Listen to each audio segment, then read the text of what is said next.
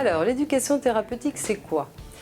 Donc, en fait, c'est pour le patient comprendre et mieux vivre avec sa maladie chronique. Cette pratique repose sur le principe d'une démarche volontaire et nécessite un partenariat, une relation entre le patient et le professionnel de santé.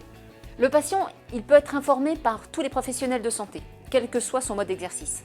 Ça peut être la pharmacie, le laboratoire, le cabinet médical ou le cabinet des infirmières, l'hôpital, le pôle de santé libéral ambulatoire, etc. Il va pouvoir aussi être informé par d'autres patients, par la presse, par les réseaux sociaux. L'éducation thérapeutique fait partie intégrante du soin. C'est pourquoi elle nécessite la prescription médicale, soit par le médecin généraliste, soit par un spécialiste qui suit le patient. Muni de cette prescription, le patient doit contacter l'équipe de coordination de la base territoriale la plus proche de son lieu de vie ou de ses habitudes. Accès OTP, bonjour.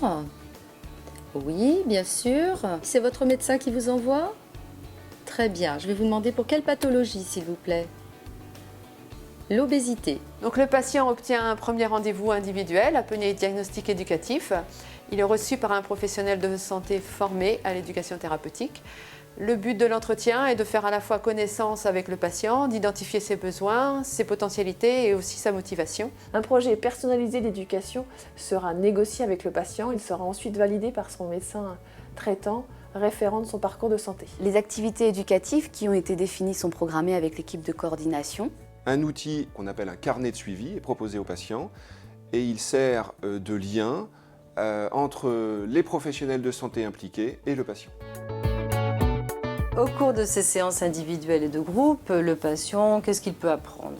Il peut apprendre à connaître sa maladie, à gérer des signes d'alerte, par exemple gérer une hypoglycémie pour la personne qui a un diabète, équilibrer son alimentation si ce sont des notions qu'il n'a pas encore eues avant. Ça peut être aussi adapter son activité physique. Mieux vivre sa maladie chronique. Donc les ateliers de groupe et les séances individuelles vont être animés par des professionnels de santé, libéraux ou hospitaliers, qui vont être des pharmaciens, des diététiciennes, des infirmiers, des podologues, des médecins généralistes, des éducateurs médico-sportifs ou bien des psychologues. Et donc ces professionnels sont rémunérés selon un barème qui est défini par les financeurs. L'équipe de coordination reste à tout moment disponible. Son rôle également est de faciliter la circulation d'informations entre les professionnels impliqués.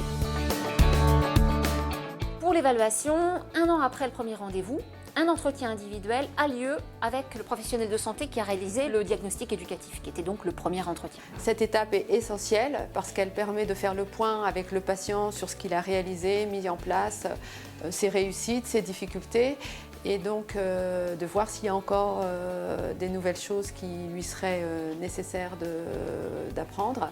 Une synthèse est envoyée au médecin traitant pour assurer le suivi et éventuellement poursuivre la prise en charge.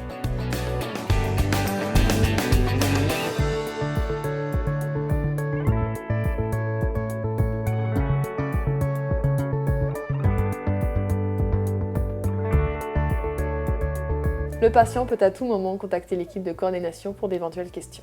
Contactez-nous!